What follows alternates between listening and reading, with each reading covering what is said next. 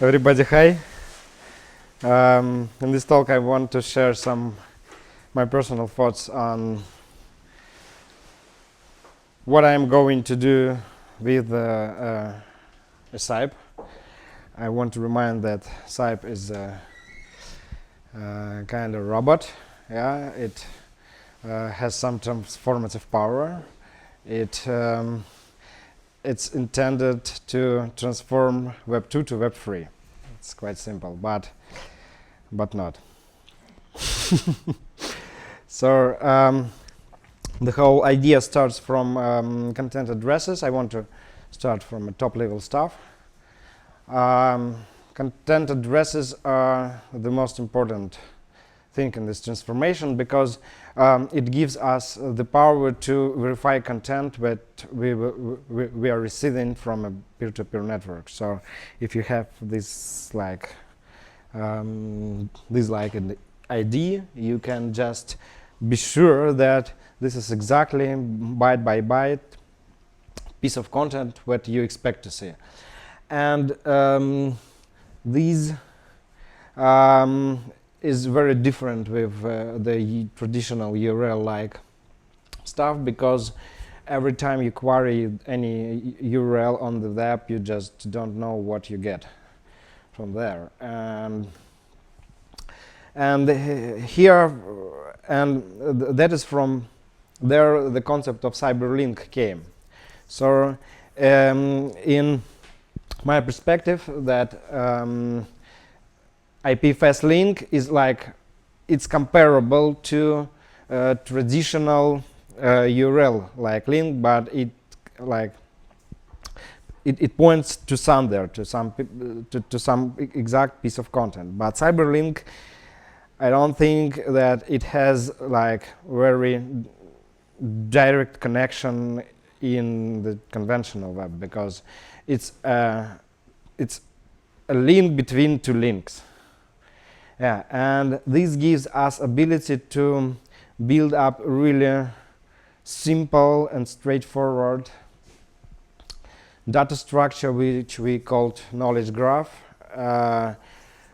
which link contents between each other and gives ability for a search engine to answer very fast. Yeah, and it's the first property, and the second property is that you can, make this knowledge graph quite compact and run it inside the blockchain. So that is CyberLink is the most important thing which distinguish like Cyb the browser and conventional browser, because every browser now is based on a URL and DNS stuff, and every time you go somewhere, you need to trust the domain owner or IP address owner with the answers, with the content which they answer to you. So yeah, and all our projects in the Cyber Congress GitHub. These are the projects in the Cyber Congress GitHub which are connected with the Cyb project. The first one and the most important right now, currently, is a .cyber. .cyber is a project of the simple web application which can be accessed at cyber.page, and it basically try to duplicate the functionality of conventional Google. So it's in essence it's just simple search input. Yeah, there you can like ask something and it will give you an answer. And right now I think that it's very important for our team to focus on these small application, because it, during 3 years of development, I realized that people just don't.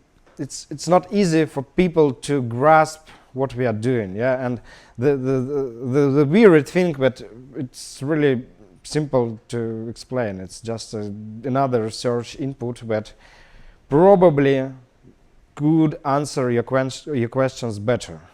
Yeah, but it's the concept that which is way more easier to explain with a really useful application, but not on using your hands or mouth. Yeah, so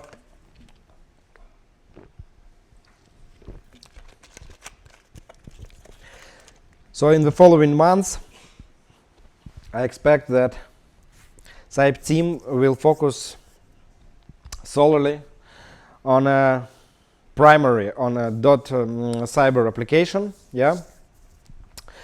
Another important piece of their infrastructure we are building is a gravity leap. The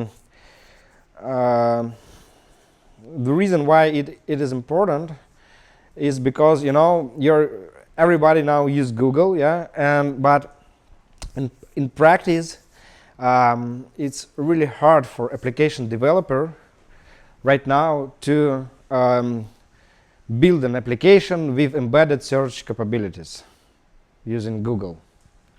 Nobody do that because it's either API is very costly, or there is no, Google don't provide tools, etc. So we just don't have apps which are access Google search engine directly from apps and not from google.com. So in my vision, we need some kind of tools, set of tools which will allow application developers to use this opportunity. So any web developer can embed cyber search capabilities in a mobile app, in VR app, and whatever. And that is why two projects, Gravity and JS Cyber, we will need to bootstrap these two projects. The Gravity is a just set of React components, which will, simplify you the development and embedding search capabilities in your app. It's like a snippets, it's like search input, very simple stuff. And js.cyber is a simple JS library which will allow you to query cyber network for answers. It's a simple wrapper with a couple of methods which will just allow you to npm install and go on with your app. So yeah, and finally we have the Cyb project. It is the most important, but it's I think it's I will explain later that it's the most long going. It's the browser and the robot itself. I have a lot of, I do believe, really important ideas, and I don't expect that we will deliver it anytime soon. Yeah, yeah. So yeah, and two wrappers I want to mention is JS Cosmos. We decide that we will drop the support of this library because we see that guys from Cosmos Station, for example, do a way more better job in building a JS library for a Cosmos ecosystem. Yeah, so we will hit this wrapper and switch our projects to another libraries. And CyberVirus, it was written in a hackathon.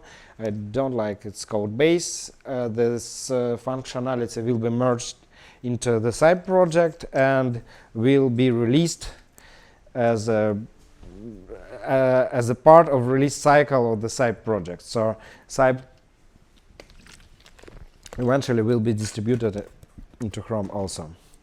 So let's go step by step. And the first one is .cyber. .cyber, I want to remind you, this is the app, yeah, and right now we have quite a huge problem with this pairing of the blockchain and IPFS, because if Valero, for example, links some new piece of content, yeah, I can, and he can link it, and I can basically go and try to load it, and nothing happens, because even if I know that this piece of content exists on the Valero piece of hardware, my local IPFS node cannot find it in the IPFS network, because they have such stuff like very slow DHC. And I think they have some, it's just don't, okay. And I think that is the most important problem we must to solve first, and the hard problem. And we Valero find a workaround, very simple workaround. We will start from embedding an IPFS node right into the app, right here in the, when user go to this domain, in the background IPFS node will be started automatically, and we are going to compute their IPFS node address from their public key of their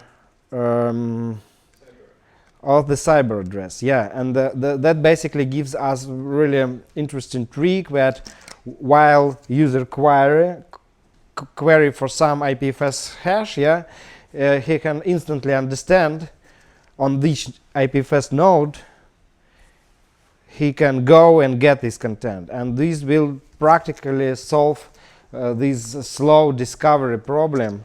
So IPFS network can flourish, because we expect that any piece of content will be like searchable and accessible without the need for complicated proof of space-time stuff, yeah, almost instantly. And that is really important for our concept of search, because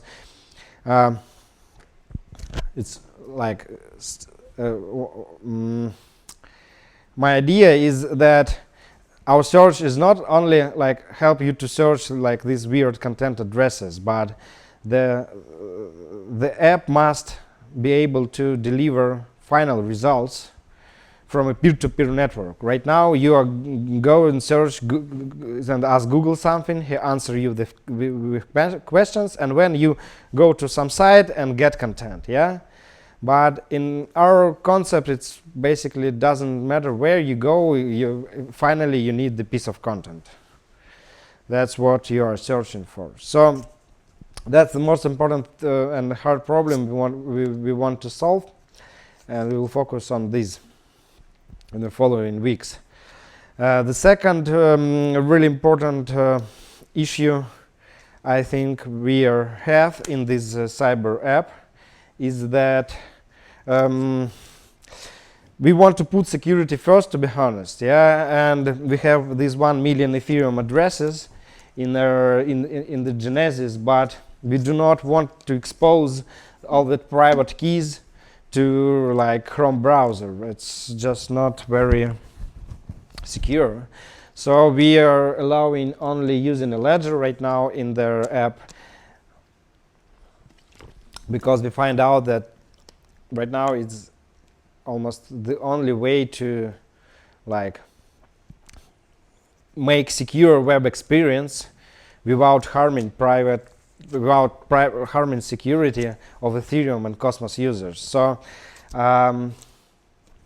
right now you can access the app only with Ledger, and we estimate that not more, maybe 100,000 users actually do have Ledger, and that's kind of problem. And even those who do cannot have like good experience, because every time you want to link something, yeah, you need to connect your Ledger and do with all that weird manipulations and workflow. Yeah, it will not work. Another thing why we want to have this stuff like burner wallets is because in a regional concept, every time user click on a piece of content, it just count it as a it dynamically changes the rank, so it counts on bandwidth, and that's it. So yeah, burner wallet is a simple idea of the wallet which is generated right in the browser. It has mnemonics embedded into the browser, and user decide how much funds he want to put on this wallet without how much risk he want to put. So these burner wallets will because the browser application will have access to private keys. It will enable do a lot of really cool magic in the background, like linking, like ranking, like indexing stuff the user search, etc. So yeah, that is the thing I want to focus on, and I think that introducing this feature in a .cyber will have a huge impact on their network load, because right now we see that CyberLinks are not so very popular. Only how much? We have only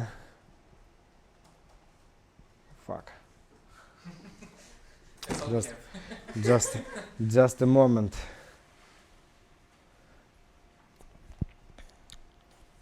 It's basically the reason why I don't want to say that we don't want to release this Cyb extension, because it's a buggy right now and I need to turn it off, unfortunately.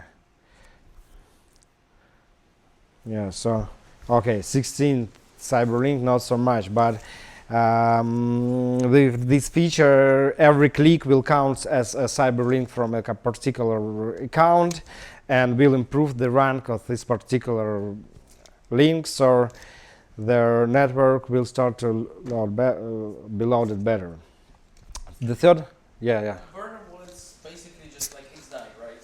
Like what? XDAI. XDAI? XDAI. Not. No, it's not. No. It's not a good comparison. Burner wallet is just right now you like go to app, yeah, and you have like this account which is connected using Ledger. Yeah, and the browser don't have private keys from this. Burner wallet, you will have like ability to generate the address right in the browser and save your private key and put there some money or delegate there some money. Okay. Yeah, and that's it. So it's like you're just splitting security stuff and don't expose like private keys of users. That's it. And the browser has capability to do actions on your behalf. It's basically the original idea of the robot in your browser. So yeah, the third really important thing I want to solve is like right now, if you go and ask, for example, like cyber Congress, yeah, you will get nothing, because there is like combinatory explosion problem when you have low frequency search queries, and there are a lot of them, and knowledge graph just don't have information about them. And the easier solution to this problem is to like query piece by piece. So query the chain. First you make a cyber query, when you make a Congress query and merge it, or you query, for example, knowledge graph interface and search for a shortest path in the graph. And basically there is a point in this path which probably could be the best answer. So yeah, the idea is that the front end can like do some query magic on user behalf in the background and deliver and construct questions a bit more intelligent, delivering better search results for complex low frequency queries. Yeah, and the fourth point I want to focus especially is the snippets. Snippets are really important. Right now it doesn't look like a search, and don't get me wrong. Yeah, I understand this.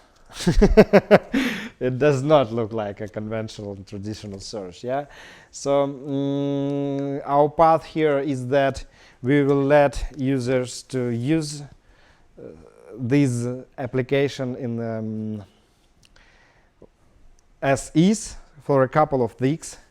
We will load some content there, and we will see and when we will see which content they are actually linking.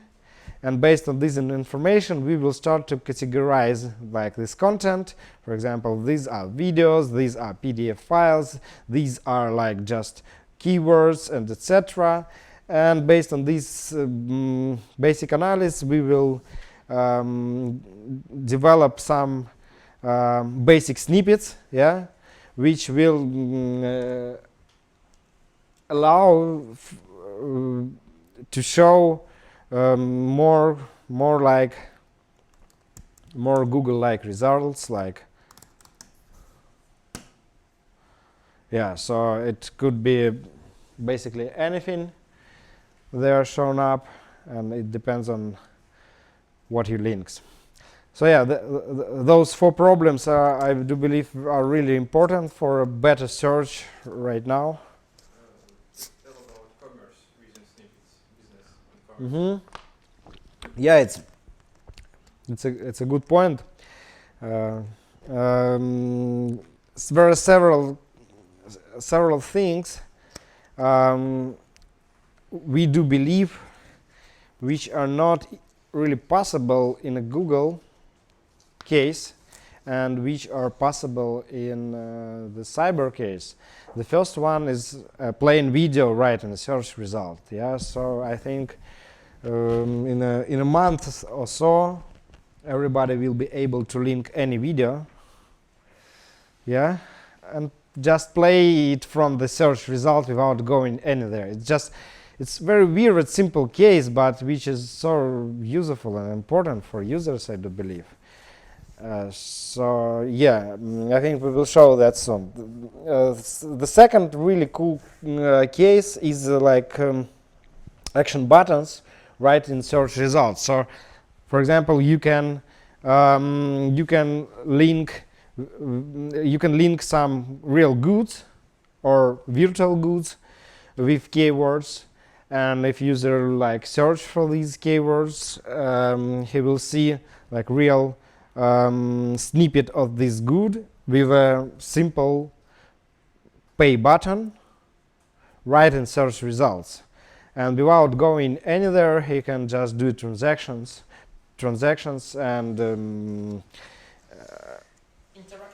interactive snippets. Yeah, so that's could really change e-commerce, probably because eventually users what users are needed is just like get the stuff they search and not go into a lot of sites. I have a question, Dima. Let's about the snippets. For example, let's say somebody is searching for the word Bitcoin and he gets a snippet. Well, let's say he wrote buy Bitcoin and not Bitcoin. So he gets a snippet with some information about Bitcoin. Let's say that the links currently. I think I just answered my own question. But anyways, I will re-ask. I will ask it because I think maybe people have it in the mind as well, so you can answer it. And let's say they are already interactive. Let's just go a little bit imagine into the future. Where will the buy Bitcoin come from? Let's say there are a few sellers and the person's searching for buy Bitcoin. He presses the buy Bitcoin here, where it will send him to which It depends on what On who what linked the last. on link, Yeah, who link I and just which one- answered my own yeah, question. it's you need to understand that every snippet is like standalone application. So it depends on who link with what and with which app. So that's it. It's just yeah, I already got it one answer. Yeah. People, everybody has that question, but when you ask it, you understand it. okay. The following features I want to implement, they are not like need a lot of explanation. I want to embed IPFS node right in the application, so the content can be loaded from a peer-to-peer network. We need some governance features because we have community pool in the layer 5 network, and we need to provide like easy way for interactions of users. We need to implement some social stuff, like for example, I can follow links of Valera, yeah. Why not? But we have an issue of the right now on the API side of the CyberD node, so we just don't have proper API endpoints. Also, I want to implement File Explorer. File Explorer, it's like it will be like it will look like conventional File Explorer of IPFS. Just a moment. Yeah. So user can probably explore their pins, their files in they linked, etc. And yeah. Why to just Cyber X hipster in Cyber? It's search X hipster. Try to search X hipster.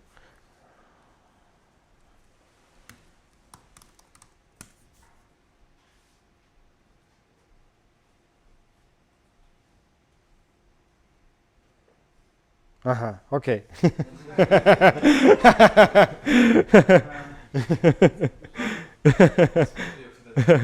Okay. So okay. So yeah, another issue is also it's connected tightly with CyberD node. I want to have like real time application, and of course we need facets. In a week or so, maybe closer to New Year, we will launch all that facets, which was announced in a game of link rules. So yeah, that's all that I can say in about .cyber application. So it's more my short-term focus, and the main focus here is to give some cases to like create like very simple, straightforward application which demonstrate like potential abilities of the approach we are trying to promote. Yeah, the second, I don't want to focus a lot on their Gravity and JCyber. Want to say just that in Gravity we will have several components which are used right now in a .cyber application. We will have like basic snippets there, and yeah, Gravity already is already usable, and we are using it in our development, but it doesn't have docs right now. So yeah, we need to develop some docs. What is it used for? Maybe you can say to everybody who's listening. Yeah, it is all that components you see here. For example, this input, beautiful input, this search, this snippet. For example, like these neat components like or action buttons here. Yeah, it's a built-in tool for creating like simple stupid interfaces. Stupid interfaces, yeah.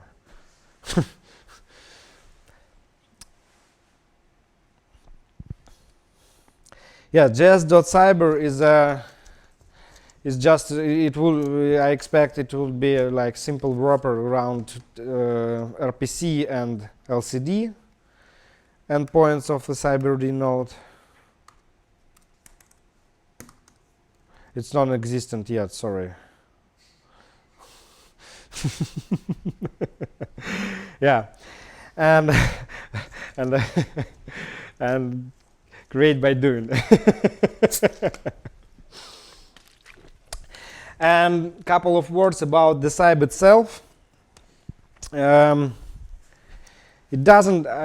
It is work just for putting. What you can do right now in Cyb, you can put IPFS hash there and watch the content. Pretty much that's all.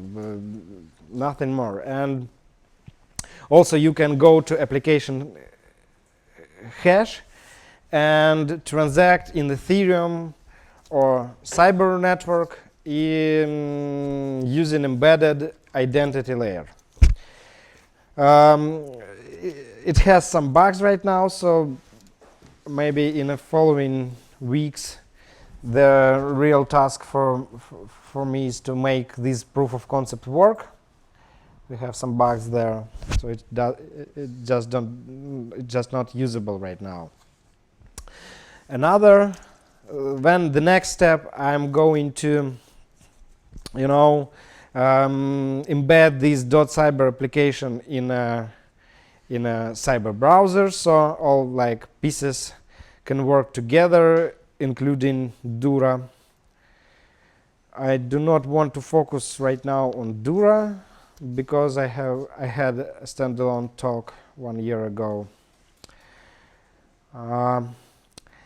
And the third issue, like it's operational stuff, we need just to move Cyb virus code base into Cyb repository.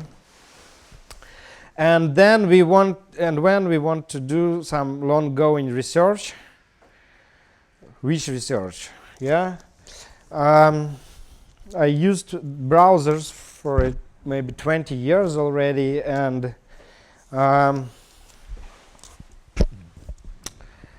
I face some issues with them, and I do believe that all current browsers, they have like only one very fundamental problem, and the problem is that they are stuck on. So there is no resource management embedded in the browser, and that lead to situations that some application can just stuck the whole system or stuck the browser itself. I do believe that the future of browsers is basically that more Docker-like, so browser become like more execution environment piece of software, and not like we used to think about them for surfing stuff. So surfing is just like side effect of execution programs. So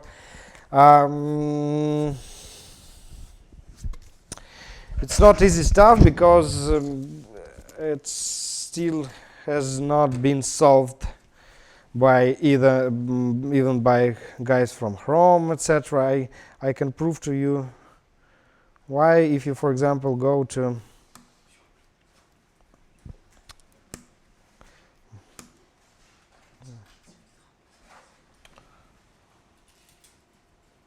Task Manager of Chrome, yeah, you will see that there are some resources here, yeah, and any app can get as much resources as they want. That's the root of the problem which we want to solve, but any operation system, it has very unique policy on how to manage resources, and that's the point which must be somehow solved. and that's the target of the research for me right now, because I do believe if the user will have like more more precise tools to control resources of program, we will have a way more better experience. Yeah. So resource permission is the first thing I want to focus. The second one is because IPFS is all about the content, we have an issue of like accessing some content from some content. So you go to an app which is a piece of content, and this app must have capabilities to query some piece of content which are located on your machine, and you as a user must have like ability to control which data it must have it can have access to. Yeah, and the third problem is like phishing protection, because it's really easy to using this concept. It's very easy to compromise private keys of users or passwords, so you can emulate the programs visually very easily, and there is some usable workaround which need a lot of design. I do believe this is deterministic background stuff, when you just generate the background of an application using deterministic algorithm from public key of this particular user.